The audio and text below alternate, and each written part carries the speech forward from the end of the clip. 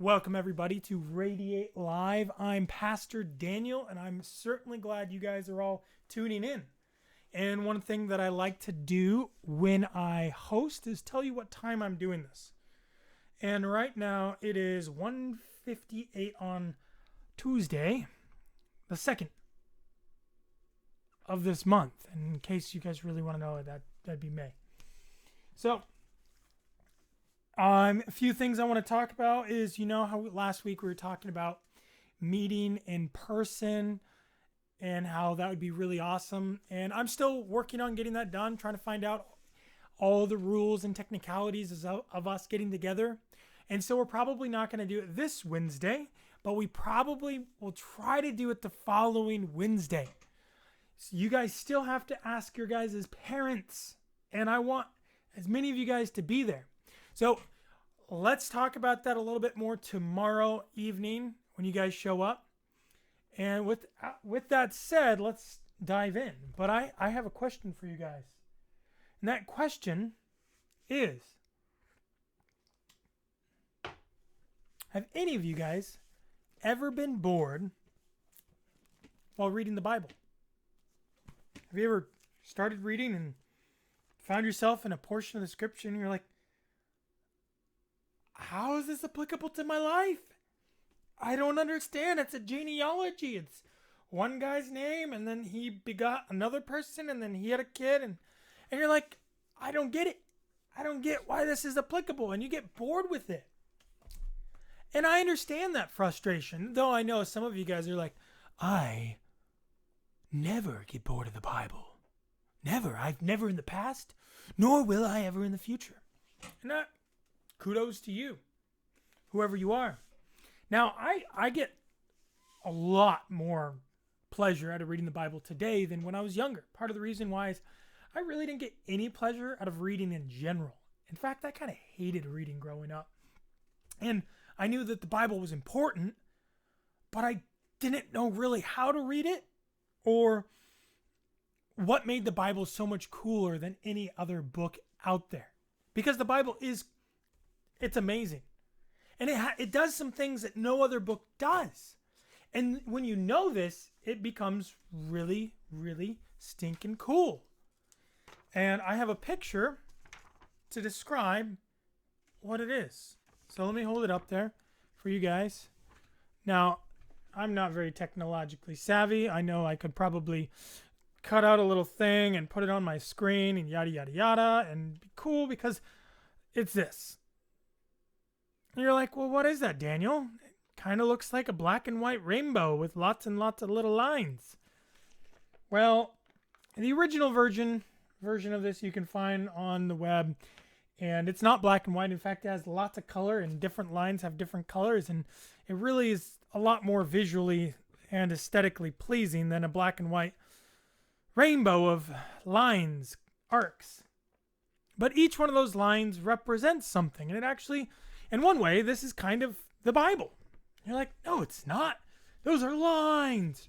Okay, you're right. It's not the Bible, but it expresses one thing the Bible does that no other book does. And that is that it references itself in a incredible way. So these are all different references. So in an allusion or a quote or a prophecy, something that is happening that is brought up later in the Bible. And so you have like Genesis way over here, and Genesis is being referred to over here, referred to over here, referred to over here. Then boom, boom, boom, boom, all over the place. Down here, you can't really see these lines because my camera's not that great and it's black and white. But all of the Bible is referring to itself, which is pretty insane. And you may be thinking, well, that's not that hard to do. I've read a book and it's pretty cohesive. The book makes sense. Yeah, but that's because most books are written by one person. Or they tend to be. That's how books are done. You might have this incredible book series, and the author of the book will line up all the pieces and make it so it all lines up in his head and will outline everything. And so by the time you get to the last one, you're like, oh my goodness, I didn't even see that in book 3, but it made sense in book 7 or something. And it's pretty cool. Well, the Bible, it's kind of like that, except it was written over a long period of time. A lot of time went by.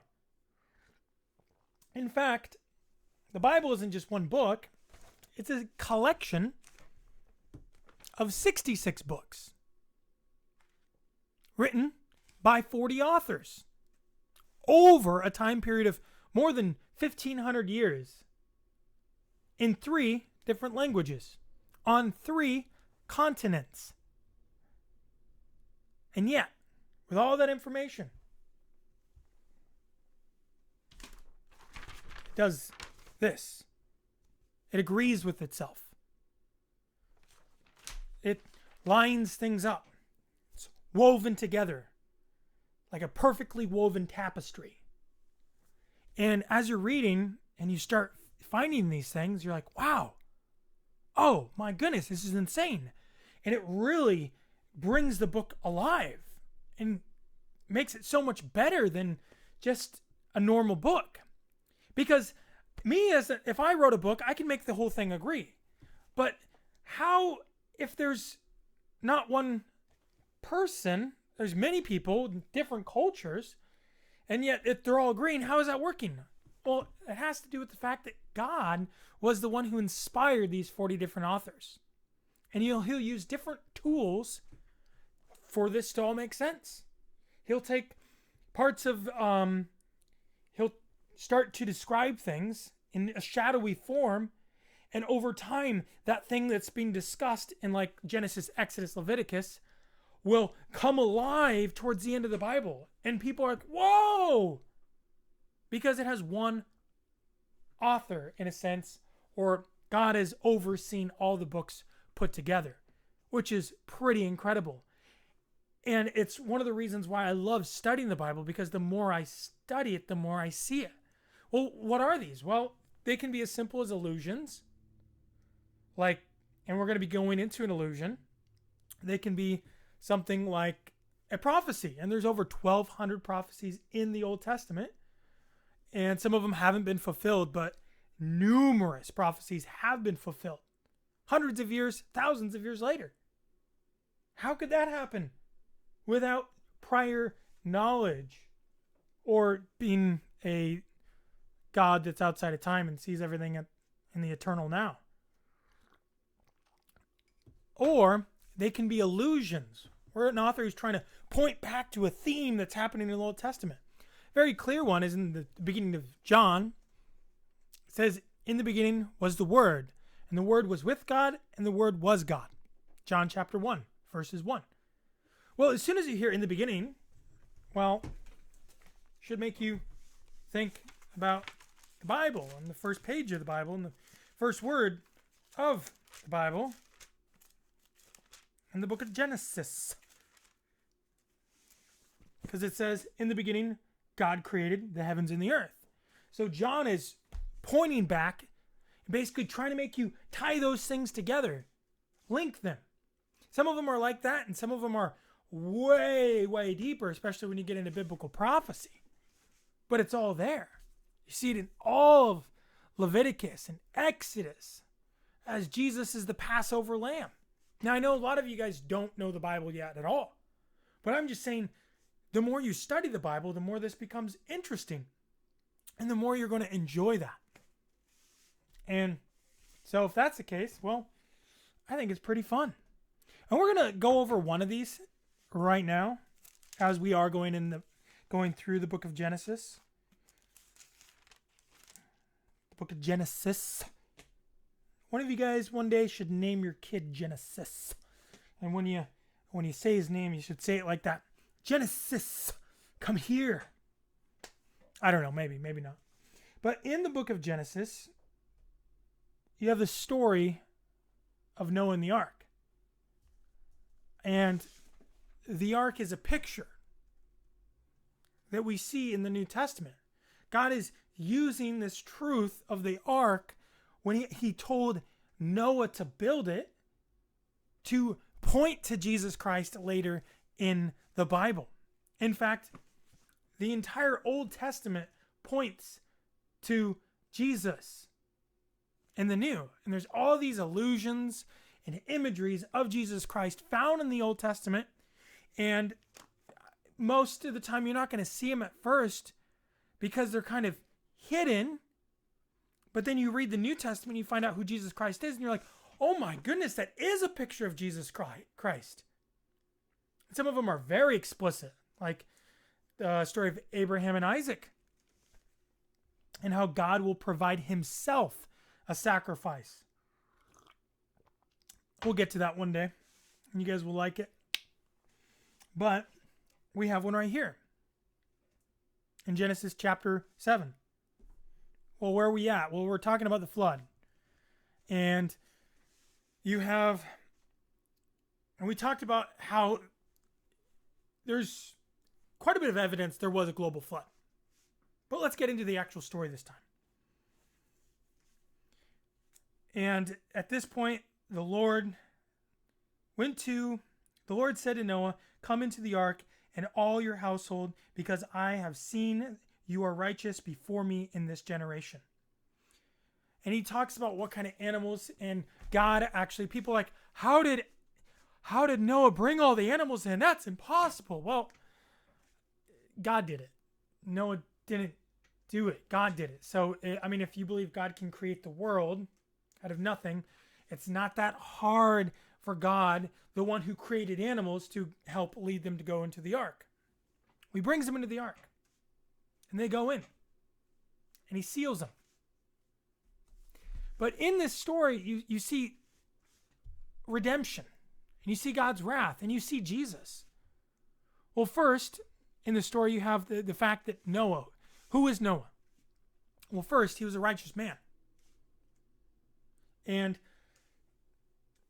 God had warned, or basically told Noah, I'm going to destroy this earth. I'm going to destroy it, and you need to get out of here and build this ark so you and your family can be safe. But the thing is, it says that Noah was a preacher of righteousness. So he would preach righteousness. And he was building this ark for years and years and years and years. And I mean, if there was ever a point where people are like, hey, Noah, what you doing? Why are you building a boat? There's no floods. What are you, crazy? There's no floods. And yet he keeps on building. And they probably ask him, what are you doing this for? And he's saying, God is going to destroy this world. You can get on the ark with me, or you can die in the flood. And they're like, ah. And they'd probably be ridiculing him. They'd probably be making fun of him, doing all these things. But Noah trusted God. Noah trusted God in building the ark. And so he starts building this boat, trusting and having faith. In fact, we know that he had faith because in Hebrews it talks about faith and what faith is. And how faith has the power to save us.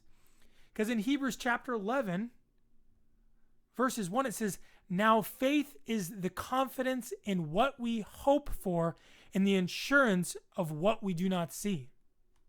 This is what the ancient... So that's the first part. Faith is the confidence in what we hope for. It's something you're confident.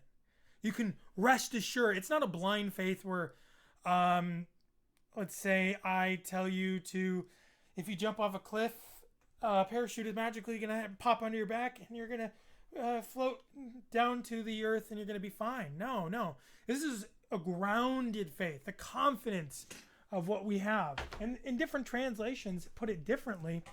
And so it's pretty awesome. You can rest assured, but it's things you cannot see.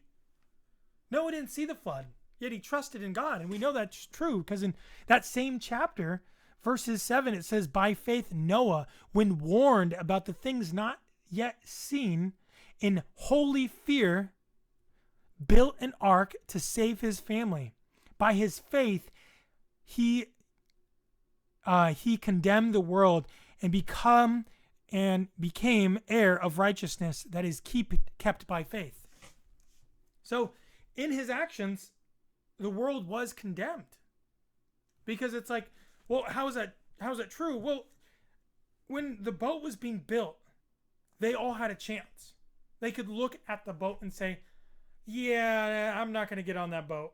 But Noah kept preaching righteousness. Noah kept preaching, hey, this world is corrupt and cruel and broken, but if you enter into the ark, there is salvation for you from this flood.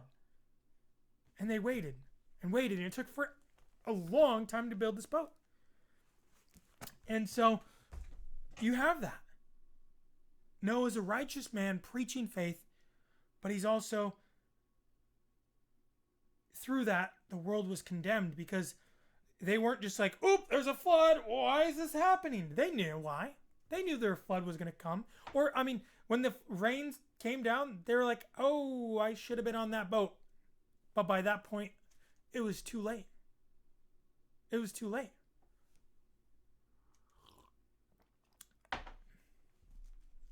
Now, in the story, Noah brings all the animals, or God brings all the animals onto the ark. And his family gets on the ark. And something miraculous happens. First thing we learn is that there's one door to this ark. So I've been on boats before. I actually have worked on boats. In today's standard, that'd be completely against the law to have just one boat in and off a boat. One door. Because floods happen, boats sink, fires happen. You have one or exit point. Yeah, no, that boat is not going to leave port without a second one. But the thing is, that's modern boats. In fact, this boat was so big that it, in one sense, I believe God was holding the boat together. So God is holding this boat, and God says, there's one door, you guys get in it, and then he seals the door. He closes it. He seals it after they get on, before the coming wrath of God takes over. So what does this have to do with the illusions? I was talking about that earlier on. Well, the thing is, in a similar way that Noah was saved by entering in the one door, we are saved in a similar way. Because in John chapter 10, verses 9, Jesus says, I am the door. If anyone enters by me, he will be saved and will go in and out and find pastures. I am the door. Jesus is the door. In a similar way, the Bible states that he is the way, John chapter 14, he is the way, the truth, and the life. And no one can come to the Father, which is salvation, heaven, because that's where the Father dwells. No one can come to the Father except through Jesus, except through him. So that ark is a picture of the fact that to get onto the ark, you have to go through Christ. And here in the Bible, all throughout the New Testament, especially in the book of Ephesians, it talks about that we are now in Christ. We're in him. And you may be thinking, huh? Well, it's a term like we are part of the body of Christ. When we become a believer, when we place our faith into Jesus Christ, when we enter into that one door by faith, we're in him. And we're secure and we're saved in him. Like you are saved when you're in the ark, or you're saved when you're in a castle and there's a besieging army against you. You are safe in Christ. And this ark was sealed by God. It says God closed the door. He closed the door. And in a similar way, we are sealed by God when we enter into Christ. So this is one illusion of what's going on. But it paints an incredible picture. You know, here the whole world is probably making fun of Noah for building this boat in a place that probably never floods. There's no global flood before that. And yet Noah continually preached the word until it was too late. Guys, we only have so long to live. And I became a pastor because when I look at the world around, I see brokenness. I see desperation. I see loneliness. I see hurt, depression, pain, anger. And when you see that and you know that, wow, so I read this book and I see the connection between the book as if it's put together by one person, yet that would be impossible if it wasn't by God.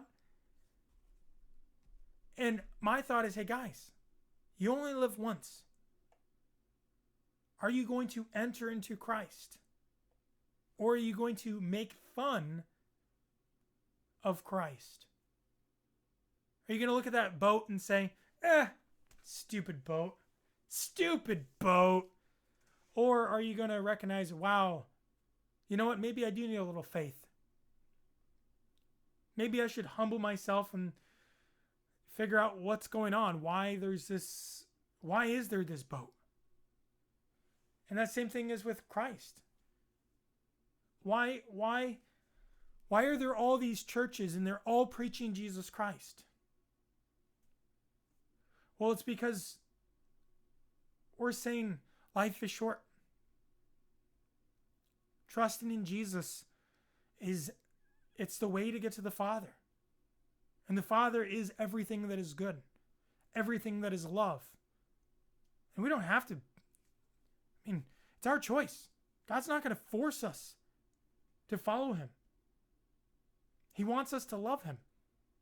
But he wants us to take the steps necessary by turning from our wicked ways and holding on to him. Allowing him to take control, to seal us in Jesus. And at that point, we'll see what happens. And I'm guessing all those people that were left outside of the boat when the water came, I'm guessing they're like, oh, I made a grave mistake. So that's where I'm going to leave it today, guys. Hopefully you guys can all read this passage as well. Read Genesis chapter 7. And get back to me and tell me what you guys are thinking. I know I'm going to be meeting up with you guys, a few of you guys here and there. You guys all have my number. And if you don't have my number, please, tomorrow, grab it and call me. If you're going through hard stuff, if you need help, I'm here. My wife is here. So do not walk this journey alone. Depend on those people that are trying to help. So I'm going to leave it at that. And God bless you. See you tomorrow at 6.